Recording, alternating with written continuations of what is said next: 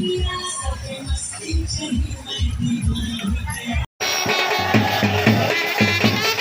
চলো চলো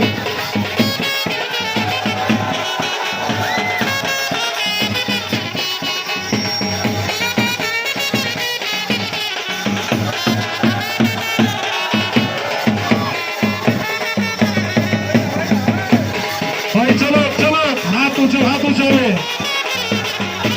হাত উঁচু হবে।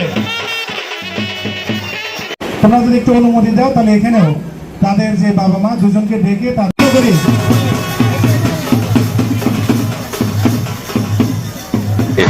এইখানকার যারা মূল মানে এই আজকের এই যে বেহেশতখানা এই স্বর্গোদ্যান পরিণত করতে যারা মূল পরিশ্রম করেছে তারা কিন্তু আমার কৃতি শিক্ষার্থীরা, যারা আমার হাতের বাম পাশে সবাই আছে ছাত্র, ডান পাশে আছে ছাত্রী, এবং আমার দুই পাশে দাঁড়িয়ে আছে শাহজাদপুর উপজেলার গর্ব দুজন সর্বোচ্চ নম্বরধারী উপজেলার প্রথম মেহেদী এবং দ্বিতীয় স্নেহপ্রতিম রৌনক। আসলে যেটা বিষয় হচ্ছে যে স্বপ্ন দেখতে হবে, যেটা আমরা সফল করতে পারি তার জন্য আমাদেরকে কাজ করতে হবে। শুধু স্বপ্ন দেখলে হবে না। আমাদের স্বপ্ন ছিল, আমরা কিন্তু ধীরে ধীরে আমাদের সেই স্বপ্নগুলোকে সফল করতে অসম্ভব পরিশ্রম করে যাচ্ছি, অসম্ভব পরিশ্রম করাচ্ছি আমাদের শিক্ষার্থীদেরকে। আপনারা এই কথাটা জেনে আনন্দিত হবেন যে আমাদের এই ধারাবাহিক যে প্রচেষ্টার সফলতা আমরা কিন্তু সেখানে পৌঁছে গিয়েছি। তাহলে প্রশ্ন হতে পারে এখন কি আমরা থেমে যাব? না, সপ্তবর্ণ থামার জন্য জন্ম হয়নি। সপ্তবর্ণ তার এই ধারাবাহিকতা বজায় রেখে এই রেজাল্টের সংখ্যাটাকে আরও বৃদ্ধি করবার চেষ্টা করবে।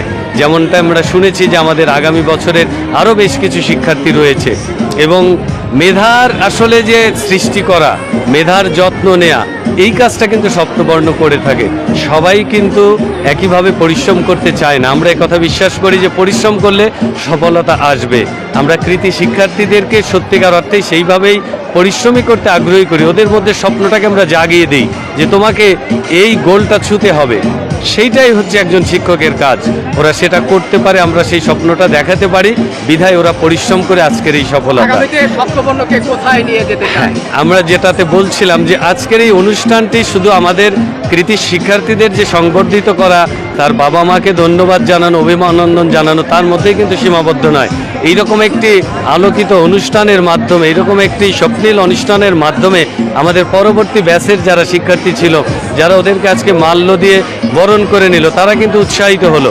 আমাদের পরিকল্পনা রয়েছে যে আমরা যেন ক্রমান্বয়ে শাহজাদপুরের সর্বোচ্চ নম্বরধারী ছাত্র এবং ছাত্রীর সংখ্যা বৃদ্ধি করতে পারি। আমরা আমাদের গোলটা ছুঁয়েছি, শাহজাদপুর উপজেলার প্রথম স্থানে অধিকার করেছি, এর উপরে তার নেই। কিন্তু এরপরে আমরা চাইবো যে প্রথম স্থানের নম্বর যেন আরও বৃদ্ধি পায় এবং সেইখানে সংখ্যা আরও বাড়ে। এইটা হচ্ছে আমাদের স্বপ্ন। আমরা দোয়া চাচ্ছি আপনাদের কাছে, সকলে দোয়া রাখবেন।